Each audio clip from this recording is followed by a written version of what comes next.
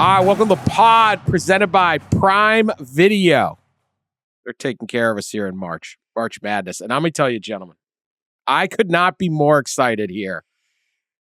This Monday morning in March dawns an hour early, of course, because that's stupid law we have. But it dawns with me in a very, very good mood because LSU and South Carolina women's basketball teams got in a kerfuffle.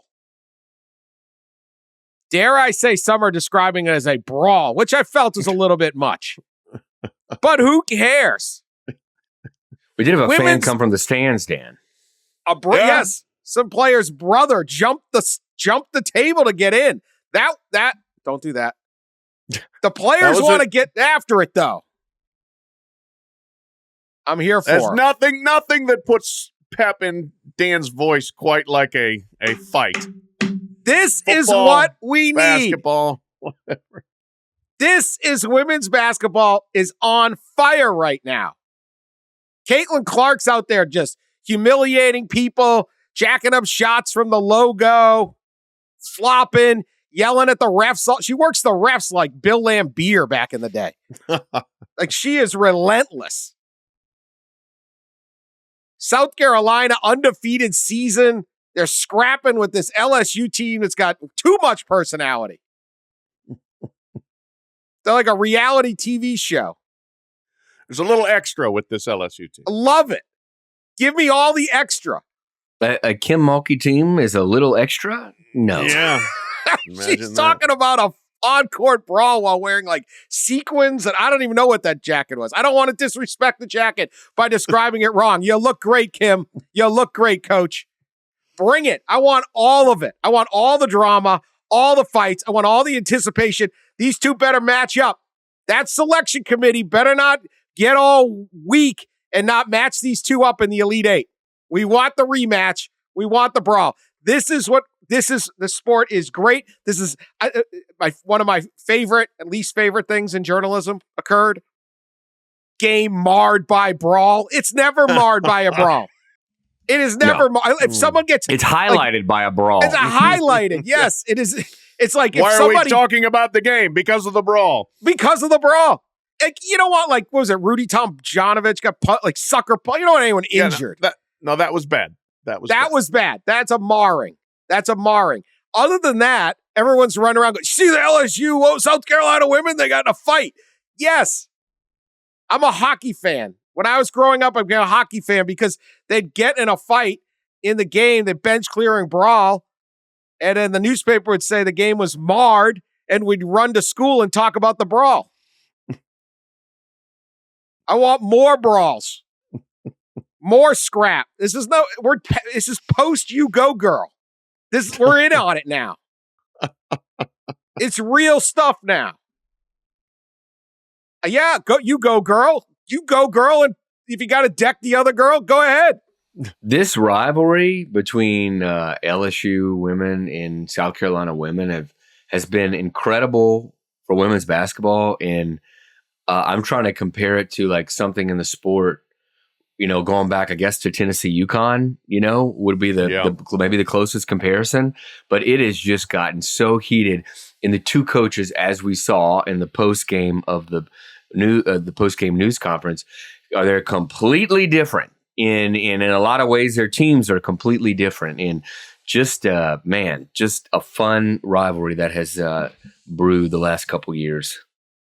So when the I believe it was the ESPN announcer, when this all kind of blew up on the court, when the announcer said, "Oh, we don't want to see that," Dan Wetzel's like, "No, we want to see more."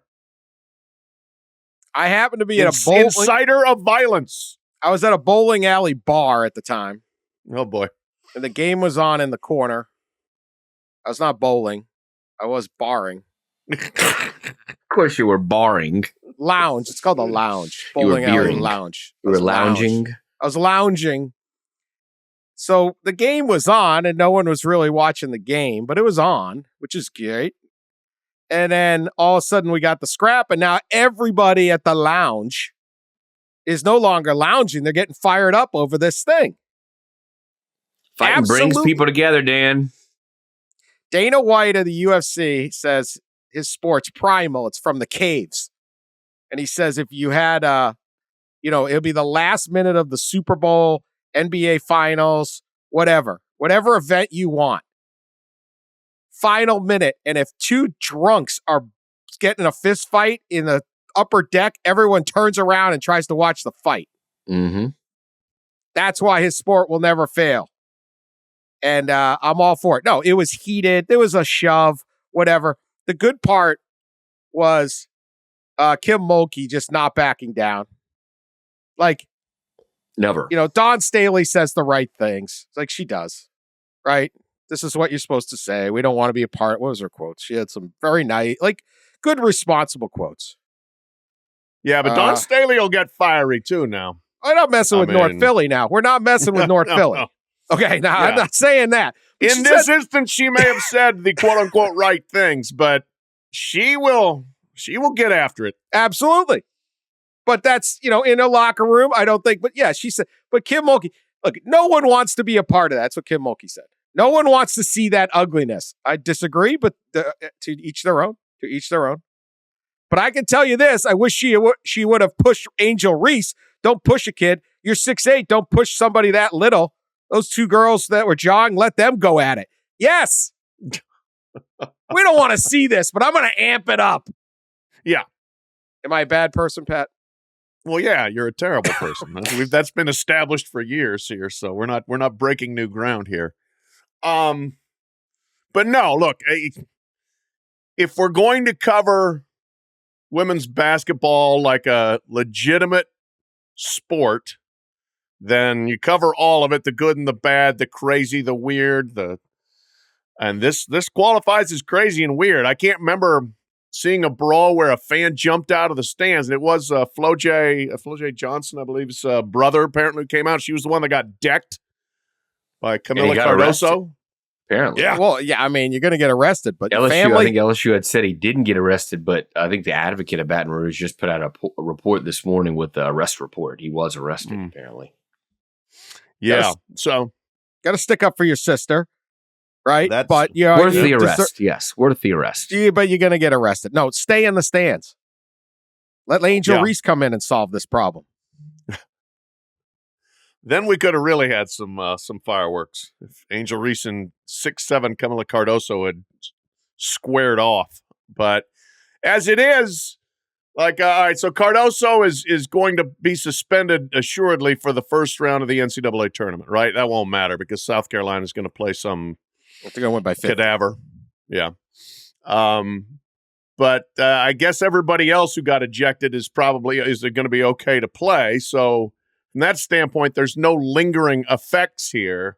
It is fascinating. And you go back, look, one of the things that put the Big East on the map in the early 80s was they would go to blows. I mean, they wouldn't just play hard and go after each other, but there were fights. There were Georgetown squaring off with St. John's. Rick Barnes punched a fan once when he was the coach at Providence. I mean, it was a feisty league. So if you want to if you want to get casual people talking about women's basketball, put on the Caitlin Clark highlights and then put on this, and people are like, "Whoa, what the heck is going on in women's hoops?" I might want to check this out. Yeah, this Final Four could be great. Imagine if they all made it. Woo. Imagine if we got South Carolina, LSU, Iowa, UConn, or something like that. I mean, usually the best teams get there. Yeah. Well, that is the kind of fascinating thing about the two events, the women's tournament and the men's tournament. In the men's tournament, we seem to always be rooting for the underdog and want the Cinderella story. In the women's tournament, we want the big programs and the fiery coaches and the top seeds to get there. And normally, as Dan just mentioned, right, it happens a lot. It happened last year, right? It's that's what you kind of need. And I mean, like I said, the LSU team and its coach, Kim Mulkey, and the South Carolina team and its coach, there's a lot of incredible personalities right now in women's college basketball and really good players. And, NIL at Angel Reese and all that, the NIL has only made it more, I think, highlighted the players. And it's been really, really fun to watch. I think somebody maybe wrote a column or something. Pat might remember it earlier this year about how the men's basketball right now doesn't have as many great players or noteworthy players or great teams, and the women are kind of encroaching in a way, and we could see that maybe play out in the tournament too. Well, they've got a lot of great storylines on the women's side, no doubt about it. And yes, they just added another one. But I mean, South Carolina is undefeated, which is impressive. But what a weekend they had! First of all, I mean, they had a difficult quarterfinal game, and then the way they won their semifinal against Tennessee, that was a talking point in and of itself. They're down. They blew like a 25-point lead, and they're down 2 with 1 second left. Throw the ball into Cardoso. She had quite a weekend. She's Never 6'7". shoots threes, right? Never made a three. She had shot one and missed it. She gets the ball. Tennessee. So they didn't guard her at all. Tennessee, absolutely just declined. Crazy. They declined to play. It's unbelievable. They opted out. Don't get called for a foul. That was it. Cardozo shooting, let her shoot. Yeah, but you might want to at least be within 5 feet of her and put a hand up. It's a thought. But no, she is wide open, banked it in, keeps the undefeated season alive, and then comes back and absolutely decks an LSU player next day. Wow. That's it. This is what we need. Stanford's good. Ohio State. Women's college basketball is easy for people to casually follow because there's only a few teams. And there's only a few star players, so you can get into it, and they're there, and the kids come back, and all that. So they got a few things going. Anyway, could not be more excited. About this. We're going to get to men's college basketball later. We have some more. We can talk more about lack of stars and all of that, among other things.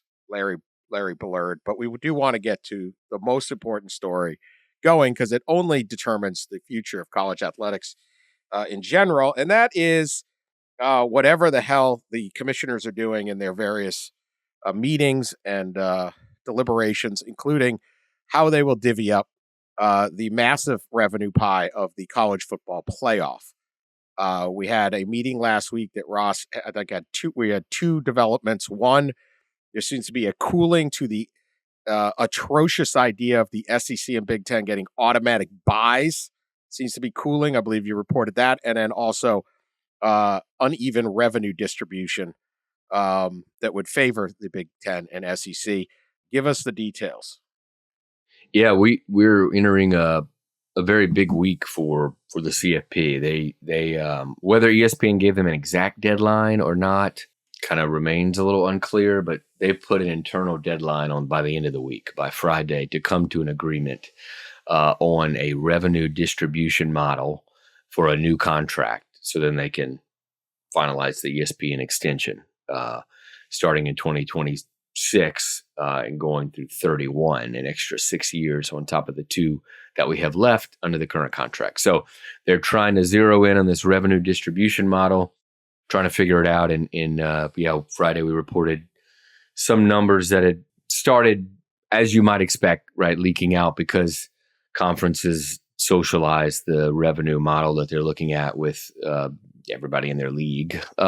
So naturally, it's going to seep out. And we all expected, right? We've been talking about this for over a month, the SEC and Big Ten to get a bigger piece of the pie. I'm not sure anybody expected them to get this big of a piece of the pie.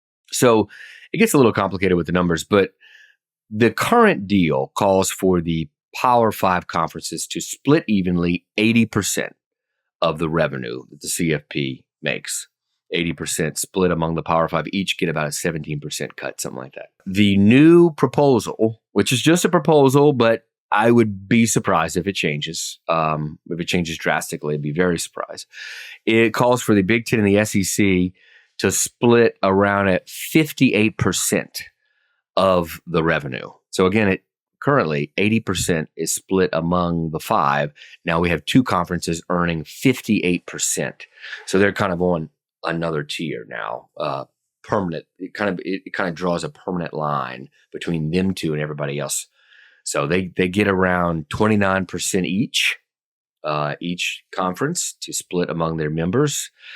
And then the Big 12 and the ACC are next. They're combined for around 32%. And the ACC is above the Big 12 by about 2.5%. I think it's around 17%, and around like 14.5%. When you talk about ACC Big 12, and then you drop down again, of course, and you get Notre Dame, which is around, I think, maybe a little slightly less than 1%, and then about 9% is distributed among all the 64 Group of Five teams. So that's kind of the percent breakdown. I know a lot of folks will probably be even more interested in the actual figures in the money breakdown. So per school in the SEC is $23 million. Each SEC school will get about $23 million. That is 4 times the amount that they get now. They get $6 million now. 4 times the amount. They'll get $23 million. Big Ten schools, $21 million. This is annual payouts. ACC is about $3.7 million. Big 12 is about $12.3 per school. And then the G5 is around 1.8, 1.9, something like that. Now, nobody is, despite the change in percentages, no one's CFP distribution is going down, because the CFP went from making on their TV deal $460 million a year to $1.3 billion with a B, because of the expansion and the new deal with ESPN, or the impending new deal. So that's kind of the breakdown of the percentages and the numbers. I think in the grand scheme of things here, which was a lot what our story was about, is how does the Big Ten and SEC now being put on a pedestal, right? On a financial, just complete different financial tier. How does it impact the rest of college athletics, and what does it mean for the future? And I kind of honed in on the ACC, seeing how the ACC is in a kind of unstable, uncertain position, and how this could incentivize more programs to mainly leave. And I'll say one more thing about, before throwing it to Pat here, is the format, which we discussed quite a bit, is kind of taking a back seat to the revenue model. We talked about that a little bit on the last pod, but the format, there's about, from what I understand, what I've reported in that story, there's kind of 3 formats that have come to light being bantered around.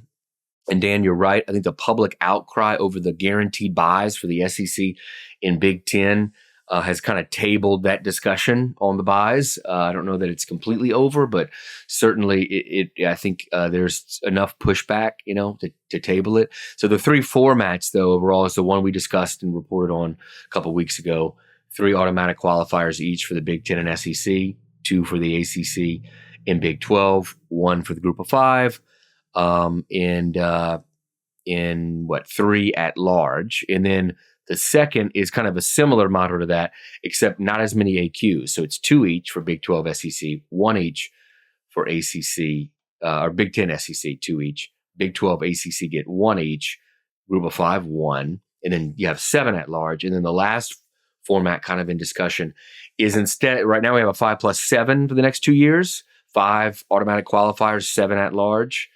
5 highest ranked conference champions get the automatic qualifiers.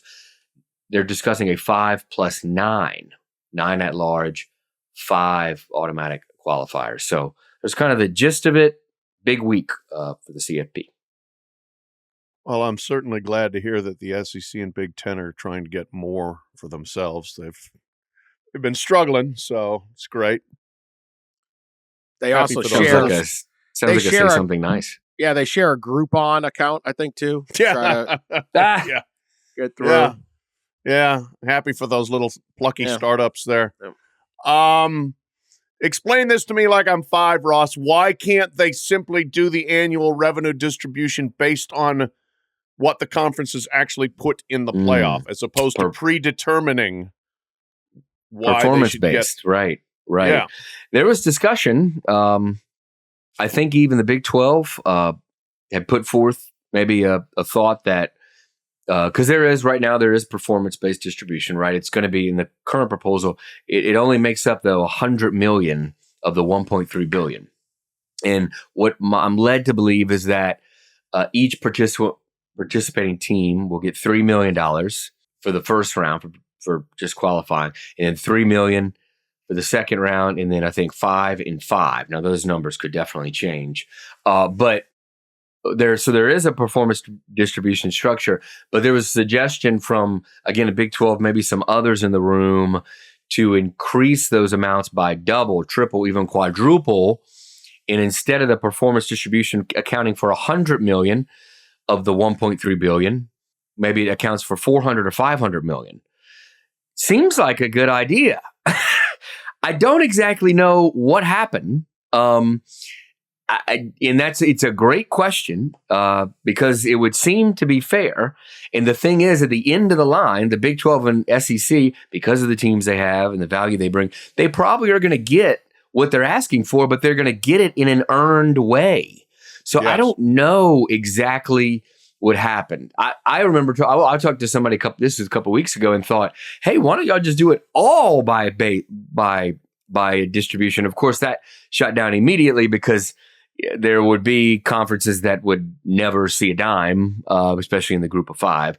But at least they could do where 40 or 50% of the distribution is performance-based. But for whatever reason, they have decided not to go that route.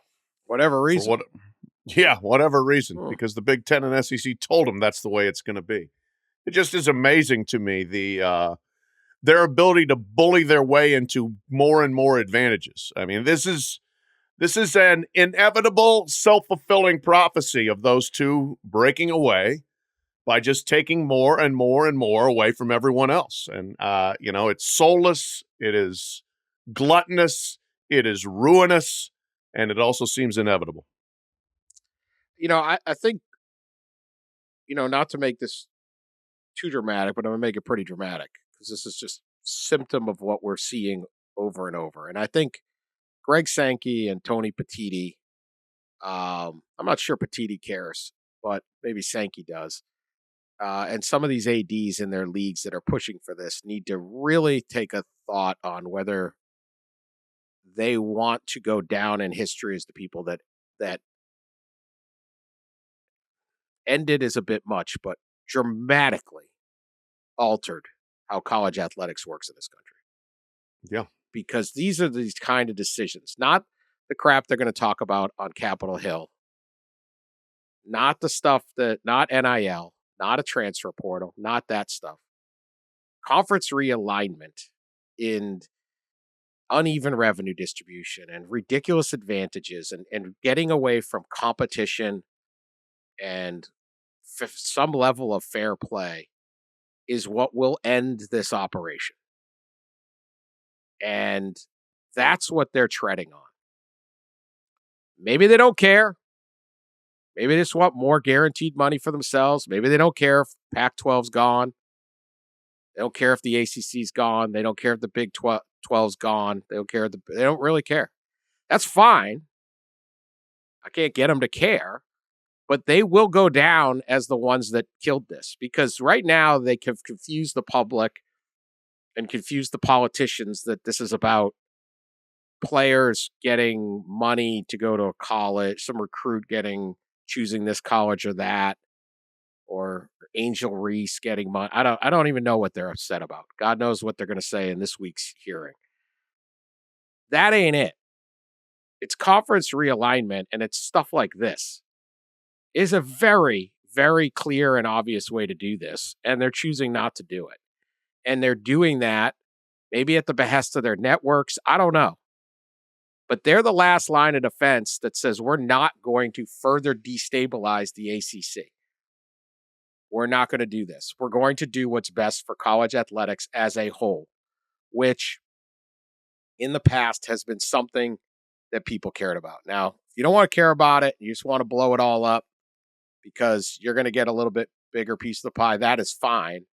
But that's how you're going to go down remembered. And so, I don't know. There isn't a whole lot you can do, but hope that the general welfare of the entire sport that they are shepherding this entire pursuit that matters an enormous amount to so many of us, there is consideration for that, not just how do I get an extra $250,000 out of this thing. Yeah. I agree. I've seen no indication that Petiti cares, right? He's a TV guy who did not come up in the college space, who makes deals to the advantage of wherever he's working. Sankey's the one that surprises me because he has a track record of caring about the entire enterprise and involved himself in 9 million committees and the Committee on Infractions, everything else to try to, steward college athletics forward in seemingly a way that would work for everyone. And now that there's no evidence that still seems to be on his agenda. We can only hope. I mean, he is. That's the thing. Like that he was kind of that last defense you could count on, and maybe it'll still be there. But Petiti's a disruptor. He's here to wreck things. And he's wrecking, and that's what he's doing. Fine. I mean, I'm not in charge of these guys, but so yeah, I don't have any faith in him. Maybe he surprises me, maybe not. We'll see. But Sankey, we'll see how it all plays out in the end. But they're going down a road that they will not be remembered well for. Let me give some background on how they came. I forgot to mention this earlier. How they came up with the distribution percentages. I think it's largely based on historic success by each conference in the playoff. Like since it was 4 teams, so the previous decade is kind of what they used, from what I understand. And they considered future realignment moves. So in the calculations, Oklahoma and Texas are counted for the SEC, USC, UCLA, Washington, Oregon counted for Big Ten, Arizona State, Colorado, Utah, Big 12, etc. So I'll give kind of the numbers. The SEC led all conferences with 17 participants in the field over the last 10 years. That's 40 total, so almost half of the field. The Big Ten followed with 12. ACC had 7, and the Big 12 had 2. SEC Big Ten accounted for 72.5% of all the participants. So that's how they got there. Not that we all obviously agree. And that's on fine. the numbers, that makes sense. It makes sense that historically, yes. And guess what? It's likely to be that way in the future. Just earn it. Yeah. Once you codify revenue distribution as unequal, it is a different deal. Once you codify buys in the playoff as unequal, it's different. The Big Ten and the SEC are going to dominate this playoff. We know that. That's fine. Good. I'm excited for the playoff. I'm excited for all of it. Go earn your money. But once you start doing this, you are telling those leagues, everyone in that league, get the hell out of your league. Yeah. And we just destroyed the Pac-12 for not really a good reason. Because Fox wanted more games. Because the NBC had bought into a third Big Ten package and realized that they were going to get a whole lot of Minnesota, Purdue. Like, okay, so we're going to destroy that. You're going to destroy something else. So that's fine. You're going to earn the money. I have no problem with it. I fully expect the SEC and the Big Ten to dominate this playoff. Good. No one's sitting there going, gosh, we got to get a fair share to the Sun Belt. I'm just saying, once you go down this road, you break it, you own it. And these guys are breaking things. And they're on the verge of breaking really big things. And there's more than a spreadsheet here. And I hope at least the commissioners that have been around in college athletics a long time and have heretofore represented that sensibility continue to at least advocate for their leagues and stuff like that in an appropriate manner for the good of the entire sport. Because I don't think if it breaks, you can't just put it back together and it's the full sport.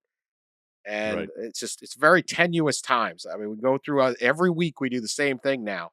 And something changed dramatically in the last year.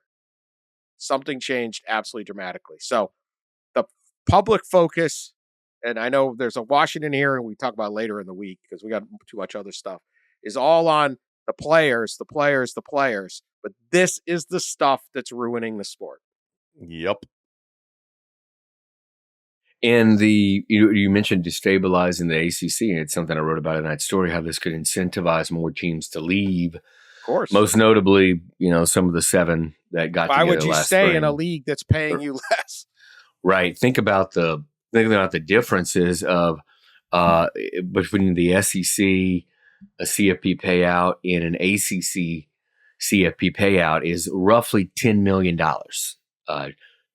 We got 23 million per SEC school, around 14 million per ACC school in this proposal. So around 10 million a year is a year per school. Yep. That's besides the TV revenue. I mean, you're besides the TV on top of TV, right, which is probably going to eventually be 30 million, right? It's probably going to be 15 to 20 in the short term. So in 5 years, right, under this proposal, an SEC school will be making as much as $40 million more than an ACC school.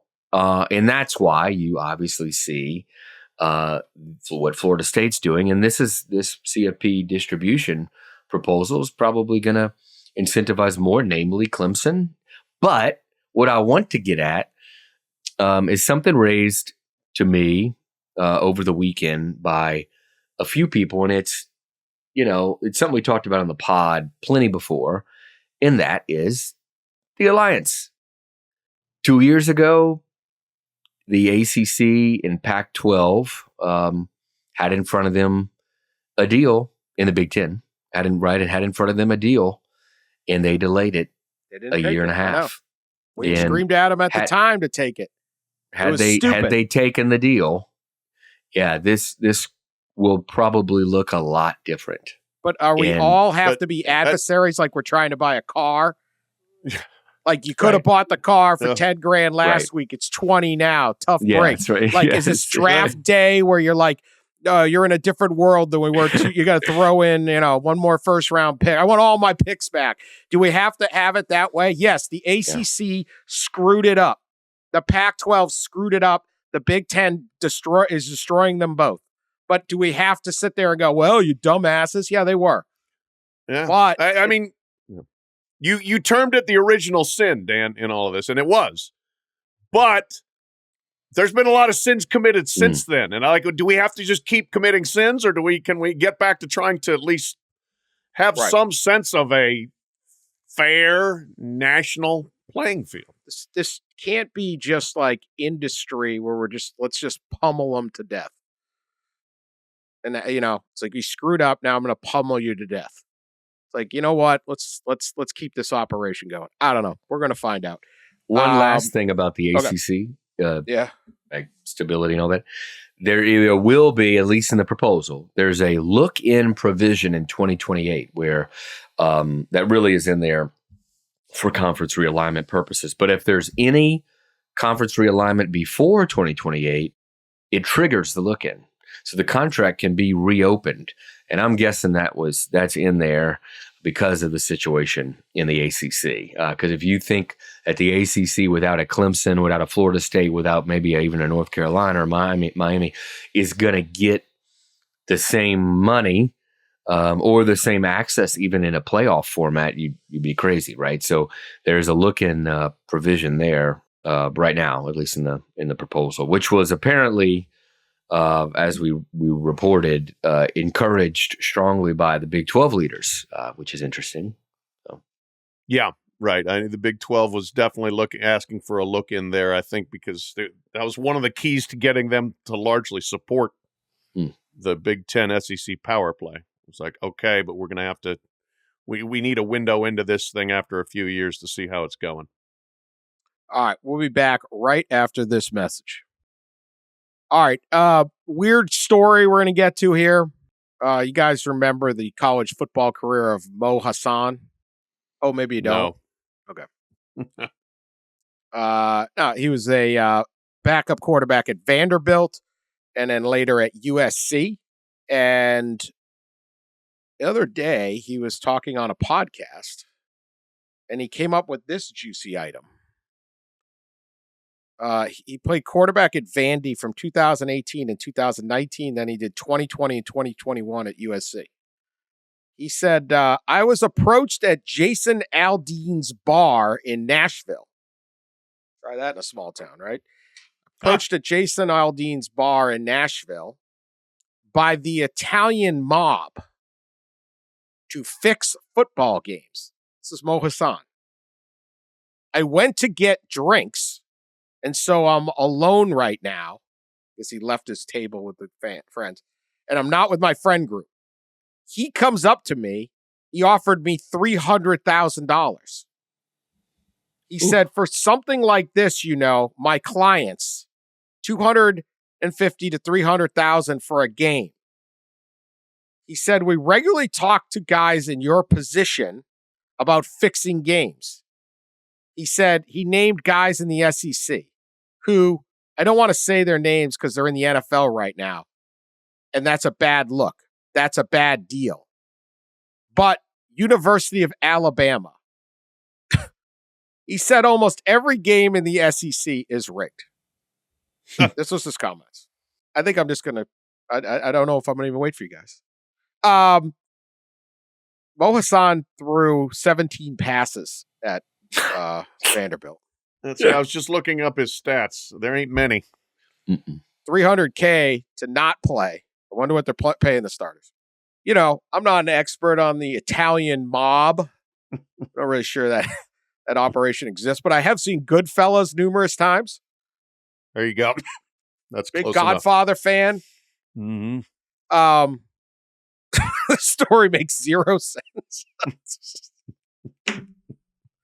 Mo Hassan may be murdered. If Mo Hassan is still alive right now, the story isn't true. I'll put it that way.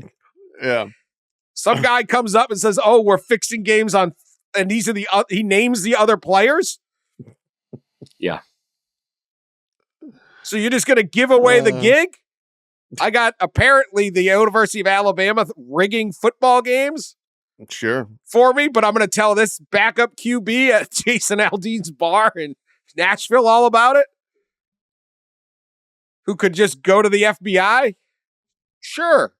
I can't even wait to tear this thing apart. Could I be wrong, Pat? Could this be a true story? No. I think we need to check Mo Hassan's concussion history or something, because that's the craziest thing I've heard in quite a while.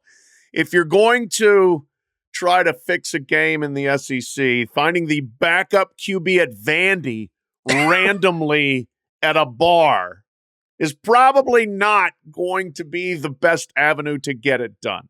I'm just going to guess that that's the case. Going to be tough for him to fix a game from the bench where he's watching Vandy get trucked by whoever, as they tend to do.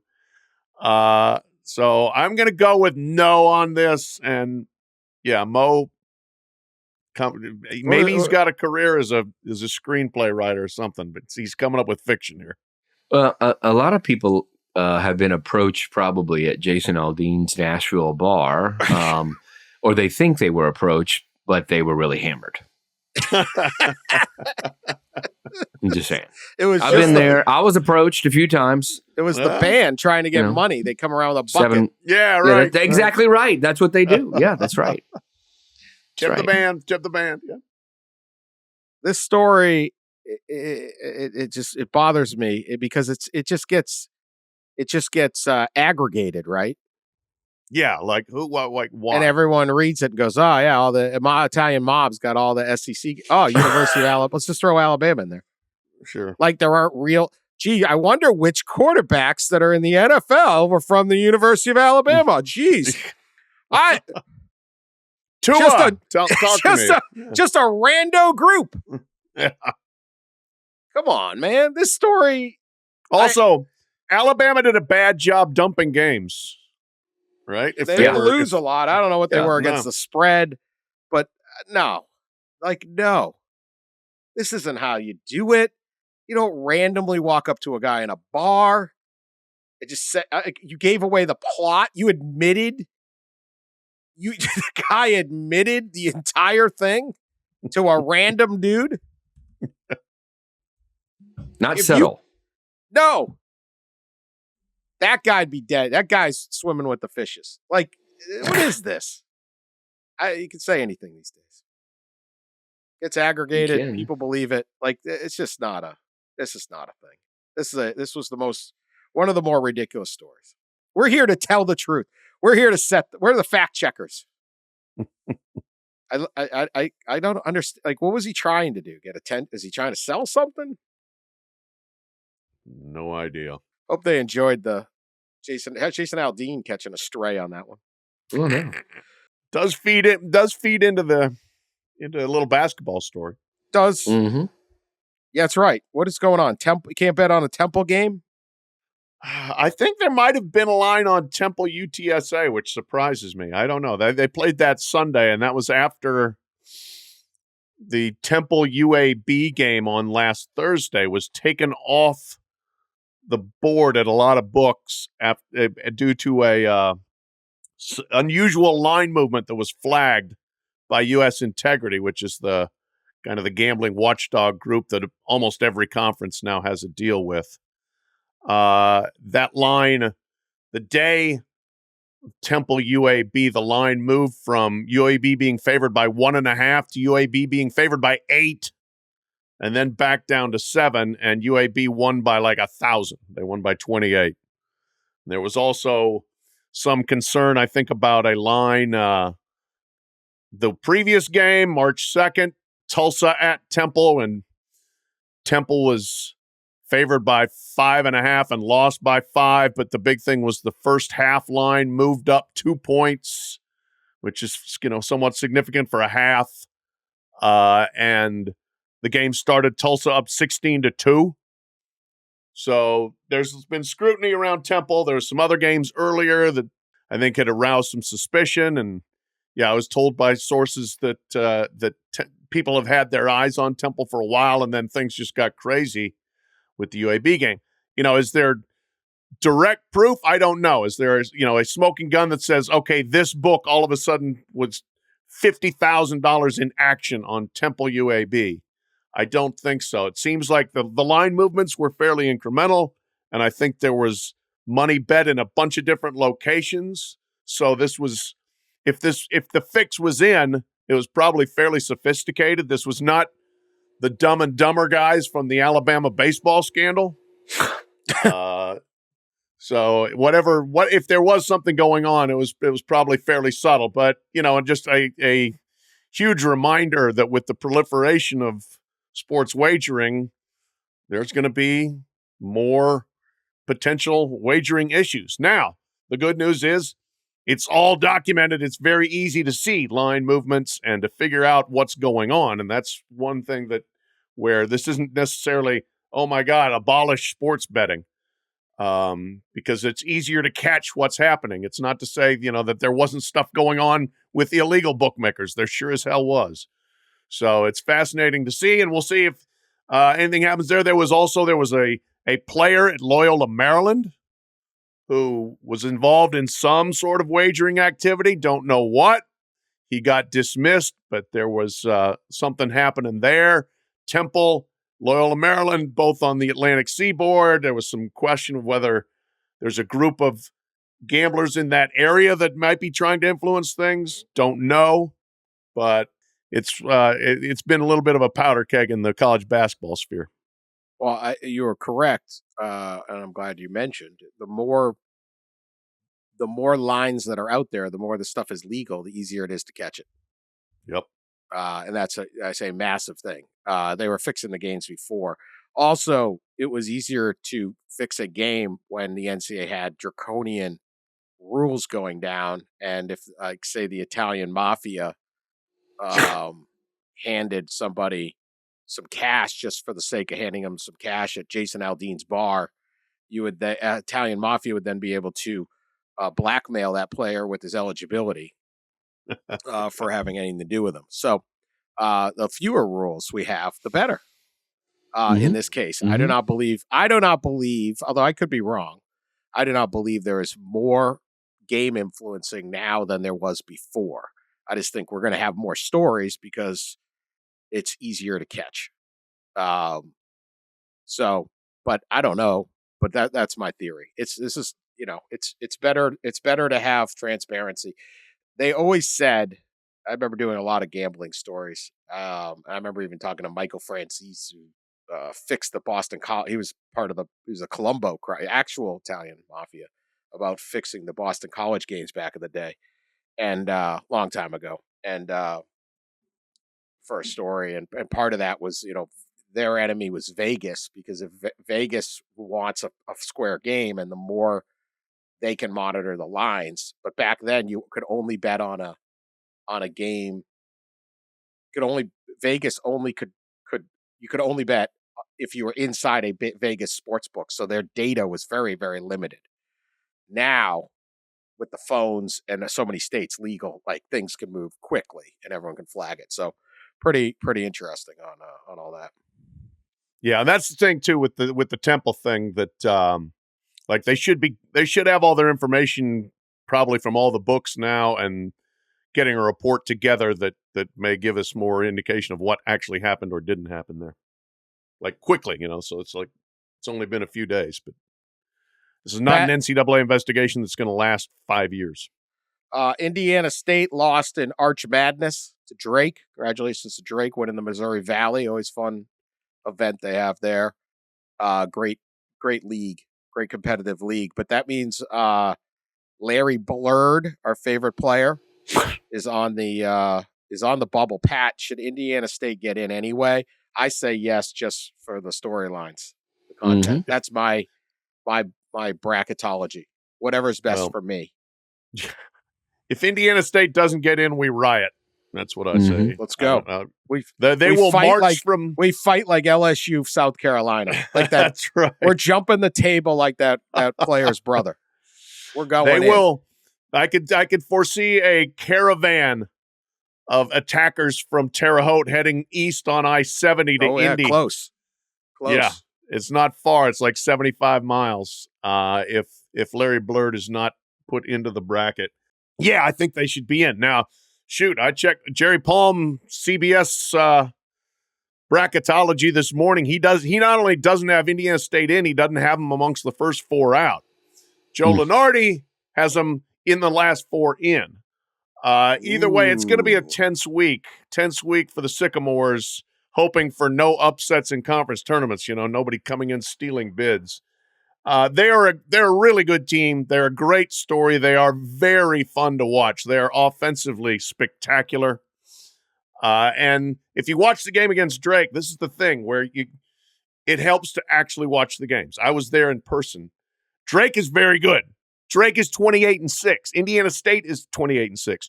Drake shot the lights out and was up by 18 points with 10 minutes to play. With 4 minutes to play, Indiana State was winning. They erased an 18-point deficit in 6 minutes because they can go off like that. And then Drake made the plays at the end and wins. Great game. Both very deserving teams. But in this climate where, the scheduling is all skewed in favor of the power teams from the power conferences, Indiana State cannot get games. If they do, they're going to be on the road. They may luck into a neutral game or two. But all of their Quad 1 games have been road games or been away from Terre Haute. You watch them, they're a great team. And if the NCAA, to your point, Dan, people have locked in on the Indiana State story.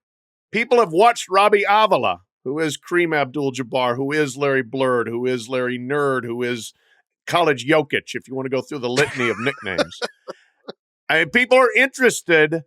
If the NCAA wants to sit there in the room and say, oh, gosh, ratings aren't very good for men's games. People are gravitating more towards the women. I guess we should probably put 17 and 14 Villanova in and leave this guy out.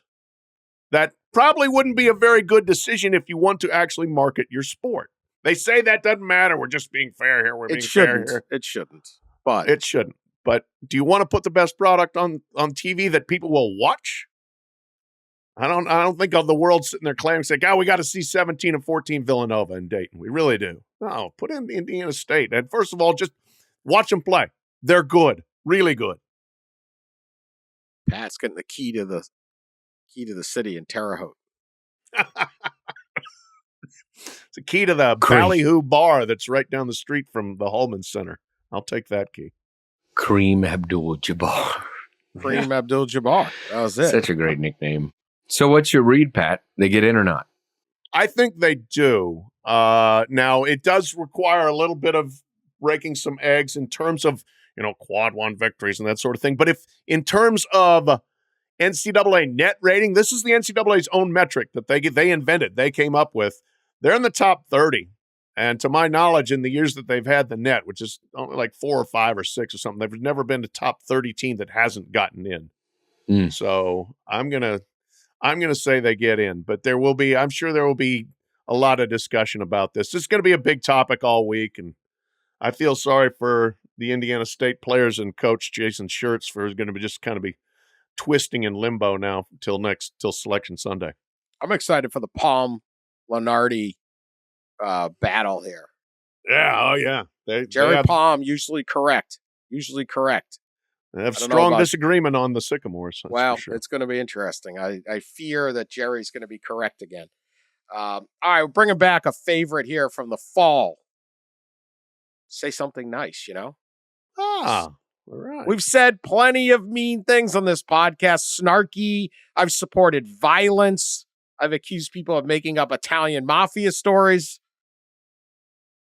We've been grumpy a little, I think. We've been angry. We are what we are. But it's time to find our happy place and say something nice, courtesy of our friends at Prime Video. So tell me, Pat, can you say something nice today?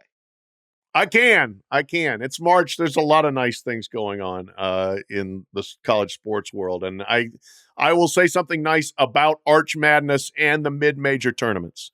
I attended the Missouri Valley Tournament semis and final Saturday, Sunday in St. Louis. Probably the 4th or 5th time I've gone to that tournament. And it's just awesome. It is great. It is, good fan bases that come from all over the Midwest. And they have a big party in St. Louis. It's always been in St. Louis. The tradition there is strong. It's kind of a mix between high major, low major. It's a mid-major. You got a big arena where the Blues play. They don't fill the upper deck, but they fill the lower deck. And, there's people there. I met a guy from Cedar Rapids who takes his vacation days every year to come help work the tournament. So it's got a little bit of the mom and pop element, volunteers and people that come in that have always come in from Peoria, from Terre Haute, from Springfield, Missouri, etc. And there's just, it's fun atmosphere, but there's also then the urgency of the potential one-bid league. This really shouldn't be a one-bid league, but you get desperate basketball, like Bradley playing for their lives on Saturday in the semifinals against Drake, and had him down and couldn't keep him down and end up losing. And, it's the classic scene.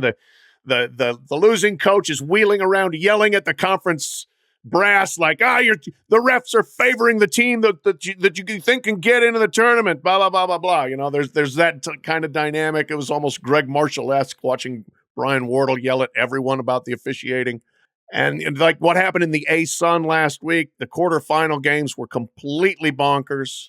You had buzzer beaters left and right. You had the coach at Austin Peay wearing camo pants and combat boots jumping up on the scorer's table after they won a game. So I love the conference tournaments, especially the mid-major ones where there's that huge sense of urgency to win them. That's my say something nice. Ross? I want to say something nice about the SEC men's basketball tournament. We talked about the SEC women's tournament with South Carolina and LSU and the personalities and the fight and all that stuff. Plenty of personalities to go around in SEC men's basketball as well. This thing could be bonkers in Nashville. Starts Wednesday. You have a couple of first rounds game there, but Tennessee won the league. Kentucky is the 2 seed. You've got Alabama, Nate Oates in there. You've got Auburn and Bruce Pearl. South Carolina's come out of nowhere this year. You got a team on the bubble, and Texas A&M and maybe Mississippi State as well, maybe needing a win or two. Exciting tournament. Look forward to it. Should be fun. All right, I'm going to say something nice about Jamal Shed, who is the star guard, Big 12 Player of the Year for the Houston Cougars. The whole Houston Cougar program under Kelvin Sampson has been absolutely fantastic. And I don't really think there were a whole lot of doubts about them anymore because they had made a Final Four, they made a regional final, but it was still, you're going 33-4, you're in the AAC. Yeah, they just go in the Big 12 and blow the doors off the thing. They beat Kansas by 30 this weekend. 30. Kansas needs to get back to being a victim. They need Adidas to start victimizing them again. Isn't it funny how college basketball is all of a sudden a little new blood in college basketball now that Nike and Adidas don't control all the rosters? Hey, who wants NIL? It's terrible. The transfer portal. It was much better when just two shoe companies did it, right? Oh, I'm sorry. That didn't happen. Everyone was a victim. Everyone was a victim. I'll tell you who's not a victim. Houston Cougars, 28-3. They're arguably the number one seed overall. I don't think it really matters. But Jamal Shed is such a great college basketball player. And I say it in all the things. He's only 6'1". He's not, as a pro, I don't know. That's a tough height in pro basketball. But this guy does everything well. He is just old school, great player. Senior, great decision-making, shooting, penetration, defense, the whole thing, total leadership. I've watched a lot of Houston this year. You have to be tough as nails to play for Houston. And Kelvin Sampson, you have to defend. This guy is like I think if you have not watched a lot of college basketball, watch Houston. They make a big run. I think America is going to absolutely love the way Jamal Shed plays basketball. He is a representative of a whole really good team of how they play basketball. If you're like, I don't really know about the NBA, it's so much offense. No one's playing. They play defense here. This kid's just a great basketball player, and good for them and good for him. I went down and did a big Houston story last year, and you talked to Shed, and it was like, oh, this guy's the heartbeat. I mean, like it just jumps out of him. He's the leader. He's the maturity. He's the energy. I mean, everything. He is a complete extension of Kelvin Sampson. So you chose wisely there. I've covered their actually a couple of their runs in the NCAA tournament the last 2 or 3 years, and I don't know that I've ever seen a team play harder, especially defensively, in my life than his Houston teams lately. It's incredible. Yeah, they're vicious. All right, there you have it. Say something nice. You can actually do it. March Madness edition. Thanks to Prime Video. Find your happy place and take the stress out of streaming with Prime Video. All right, People's Court time. We have 2. We have a lot. A lot of stuff's been getting sent to us. Good job, people. Yes. Thank you. Good job, people. People doing their best to keep us updated. We like people. When the Daily Mail isn't there, everyone else is. It's coming around. There's a lot of Kate's doing stuff. Oh, yeah. She's hiding. She's divorcing. I don't know. A lot of Kate. Yeah. But that's all right. This is from NBC News. Wow, reputable. 2 of America's iconic chain eateries are set to combine forces. Literally. IHOP, the International House of Pancakes. The arrogance. Very cosmopolitan. The audacity to name yourself the International House of Pancakes. Mostly located underneath a interstate overpass somewhere, but that's okay. The International House of Pancakes and Applebees, which people just write songs about now. IHOP and Applebees. They're combined? Yes. They are begun opening dual-branded locations, combining back-of-the-house cooking areas and blending front-of-the-house dining areas, though with discrete entrances. I don't know what that means. Is this like a KFC Taco Bell? Yeah. It's the same premise? Dunkin' Donuts and Baskin Robbins, right? Wow. Okay. Let's hope the ingredients don't get crossed over here, because these are 2 different places. 8 prototypes of the concept have been done at international locations. Oh, you know what? I stand corrected then on the IHOP. See, come on. Most recently, Lyon, Interstate House of Pancakes. It's international. Interstate House of Pancakes. The idea is to reduce costs. No kidding. While maximizing revenue. Well, that's his business. At breakfast, when there are more IHOP customers can be seated in the Applebee's area and vice versa at dinner. IHOP dinner is same as IHOP breakfast. It's coming. They also it's close. Hundreds of Applebee's have been lost since 2017, including 46 in 2023. R.I.P. Rest in power, Applebee's. But this may save it. So, Pat Forde, intrigued or no? I do the worried tone in your voice. Hundreds of Applebee's have been lost. What are we going to do about this? There's global warming and there's a loss of Applebee's. Oh my God! You go to the Chili's across the street. That's what you do. Right. I don't know. Yeah. I don't know. What's Charlie's, Bennigan's, whatever. Yeah, Apostrophe yes, something. So my concern here is this. The one constant with IHOP is that there is syrup on the tables, like it's stuck to the tables, right? Nobody can get open and close the little syrup bottles, right? And so you just end up with syrup everywhere. I think that could be a deal breaker here. Applebee's is gonna, be having their baby back ribs plates stuck to the table by the syrup, the boneless wings or whatever. It's not going to end well from that standpoint. So you're either going to need a commitment from IHOP to take care of the syrup, or the deal's going to blow up, and we're going to lose more Applebee's. I have two thoughts. One is similar to Pat's. IHOP is always, the tables are always dirty, and Applebee's is a lot cleaner. So I'm not sure how that's going to work. B, I still think Waffle House kicks their ass. I think you can bring Applebee's in, you can bring Chili's, you can bring BW3s, you can bring whatever you want in, and Waffle House is just going to beat your ass anyway. So jump the scorer's table. It's like Applebee's is jumping the scorer's table to try to help out its little brother, IHOP, and I don't think it matters. Yeah, that Waffle House is tough, very tough. So I can't see the downside. Whatever. Well, unless they're whipping up the Bourbon Street steak, and all of a sudden they spill pancake batter into it or something. Yeah. Accidentally put whipped cream on the steak or whatever. Yeah, I have faith in the workers. I have faith in them. Do you? Yeah. Okay. Okay. Do you? Well, trying to be populist. By the way, Dan, live reading social media, Joseph Duarte, the hardworking Houston Chronicle beat writer. You mentioned Jamal Sheed earlier. I'm jumping back to a previous conversation.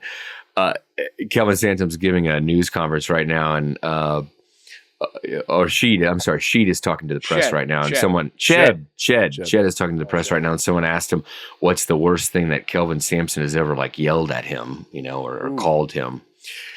And he said, "Quote, you're softer than puppy in the rain." There you go. That's a good one. Never heard of that one before. Never heard of that one. Good. Yeah. Kelvin's got a million of them. Favorite Kelvin thing was when they fired Bob Knight at Indiana, and they brought in, because Bob Knight was too intense and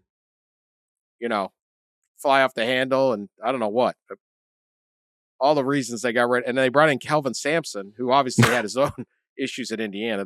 People get very angry with the phone calls, but that guy's more intense than Bob Knight. Kelvin's hard boiled. He is. It was a very similar coach. It wasn't like they brought in some just totally different. It was like they're kind of the same. Obviously, there's no video of Kelvin Sampson attempting to choke one of his players. At least there's no video. Yeah, there's no video. No, he wasn't throwing chairs, but it was just funny. It was like, well, we got to get rid of this guy, so we'll bring in. I was like, it's kind of similar. Kind of similar. All right, final one. This pod's gone on too long. A man in Green Bay with a one-of-a-kind first name was taken into custody after an alleged disturbance on the city's east side. According to a criminal complaint obtained by Local 5, 42-year-old D's Nuts Kroll. Oh, come on. D's Nuts. Dan. This is Channel 5 and was arrested following an incident involving a gun. About 10 p.m., officers were sent to 900 block East Walton Street The officer's gun to see 2 people were brought to a squad car, placed it back. Additionally, they took Kroll into custody. He appeared to be highly intoxicated. You might be surprised to find out. His Wisconsin ID card listed him as D's Nuts Lee Kroll. He's 42, you said? That's what it says. Well, that was not his birth name then, because nobody was the phrase "D's nuts" did not exist in 1982. So I'm just saying, this is the story. I'm just reading the news here, Pat. Just reading the news. You're just aggregating. I'm an aggregator. Harsher sentence or lighter for this gun charge? I think lighter. You know what? I mean, if you're willing to go through life with that as your name, I think you've already taken yourself on. You've taken on enough of a burden there. So I'm gonna be a little bit lenient on you at this point. The penalty here should be change your name, dummy. Right? Again, you want to either go to jail for X amount or you change your name. All right. You got to have one or the other.